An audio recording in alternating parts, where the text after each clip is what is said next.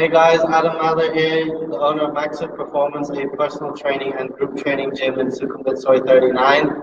So, as all of you might already be aware, I used to be overweight, so I want to explain to you the best way to lose weight. So, the big question is, what is the best way to lose weight? But first, we need to make a clarification. What is the difference between weight loss and fat loss? So, a lot of people try and concentrate just on the number on the scale. The fact is there is only one single way to lose weight, and that is by creating what we call a caloric deficit. So a caloric deficit is eating less calories than you take to the amount of calories it takes to burn on a daily basis. And so you might ask, but what about a ketogenic diet, cleanses, detoxes, all the different diets out there? Well, the fact is, there's no other way than creating what we call a caloric deficit. I'll just give you an example. So let's say a 60 kilogram woman, how many calories it takes to maintain her weight. So a 60 kilogram woman has what we call a basal metabolic rate. So the amount of calories it takes to maintain her weight. There's a very simple calculation that gets you to a number. There's some different formulas that come up with this calculation called the Harris-Benedict formula. The St. Jour formula, which basically calculates how many calories it takes to maintain your weight. So a woman who's 60 kilograms, you just times her weight to get her weight in pounds by 2.2, and then you times it by 12. So a 60 kilogram woman, the amount of calories it takes to maintain her weight is approximately 1,584 calories.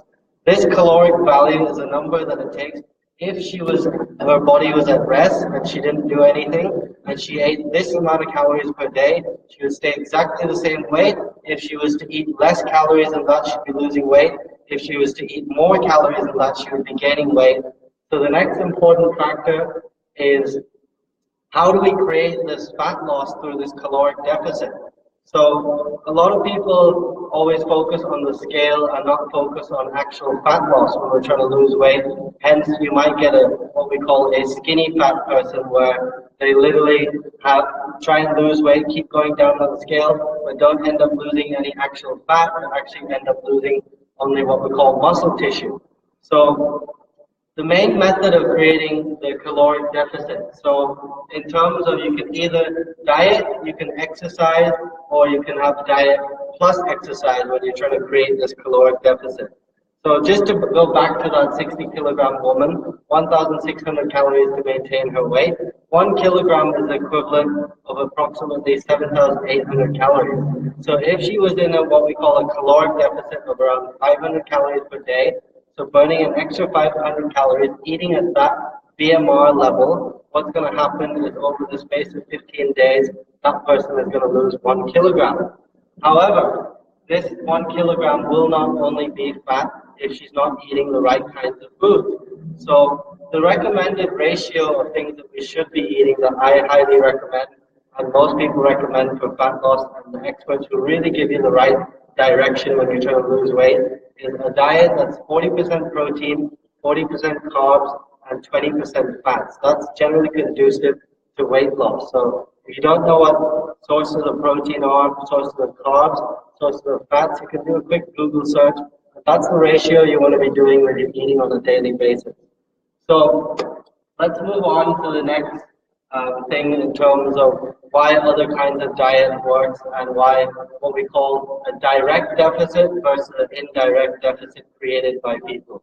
So a lot of people say, hey, I've been following the Atkins diet, I've been following the ketogenic diet, I've been following detoxes, and I've been successful in losing weight.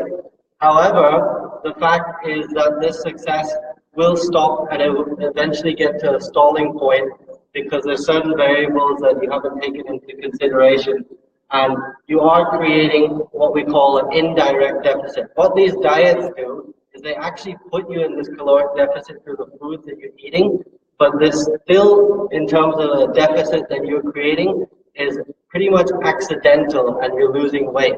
So what we want to do is we want to create a direct deficit. So let me just show you there's two groups in terms of losing weight with a diet. So the group one is diets that are built around creating the right kind of deficit through the right macronutrients, so your protein, your carbs and fats with the ratio of 40, 40, and 20. And the other one is group 2, where you're cutting out certain food groups, like you're cutting out carbohydrates, you're cutting out fats, and you're creating an indirect deficit where you are eating below what it takes to maintain your weight, but you're cutting out a specific food group.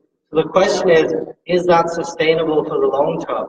So it's not sustainable because we don't want to cut out certain food groups, because that's going to lead to cravings and things like that, and you're going to regain the weight back eventually. So the next thing that's really important when you're trying to lose weight is the kind of exercise selection. So really important, a lot of people, so you might ask, what's the difference between your HIIT, your cardio, and your weight training, and what's specific and conducive to weight loss? Well, the question is, when we're trying to lose fat, just going back to the beginning again, we want to preserve all this lean muscle tissue that you already have.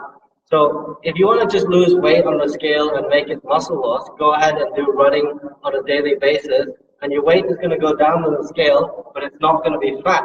If you want to lose pure fat, you have to do weightlifting because you want to preserve or gain the muscle tissue that you've already got. And the only way that you can do that is a direct strength training program to directly stimulate your muscles. So the next really important thing is what kind of cardio, when do we do cardio? So generally, when we want to do cardio is directly after your weight training. So the reason why you want to do cardio after your weight training is because your glycogen, what we call glycogen stores, will get depleted, and you'll be into what we call the fat burning mode, where it's more effective at burning fat.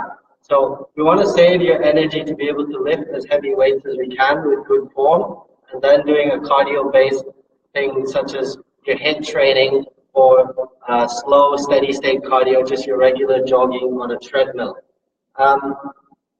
So in terms of if you really want to lose weight and you really want it to be fat loss, you have to learn how to weight lift, and you have to do a weight training program, and it's so important, and that's what we do here in the facility. We have personal trainers who teach you how to lift weights, teach you everything you need to know about nutrition, and everything to get you the results that you're looking for, which is a fit, toned body that everybody wants. So yeah, in terms of, like I mentioned before, there's a reason why these different diets that people try and do, they don't work, and eventually you get to a point where you're stagnant in your weight loss and you're not making any progress, and it's because you're not either doing the right kind of training, you're not being in a caloric deficit, and you're not eating the right kinds of food congruent to helping you lose weight and sustain that weight loss for the long term.